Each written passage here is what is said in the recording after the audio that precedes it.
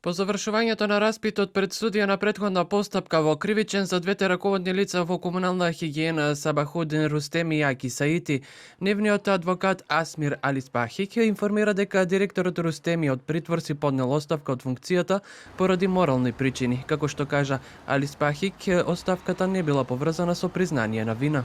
Ние сме длабоко уверени дека во понатамошниот дел од истрагата ќе докажеме дека сега веќе поранешниот директор и вработениот немаат никаква поврзаност со ова што им се става на товар.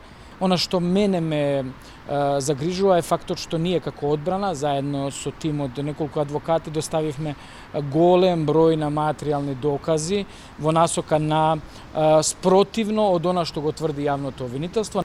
Градоначалничката на Скопје пак Даниела Арсовска преку социјалните мрежи бара да се назначи директор како би функционирало предпријатието како што треба.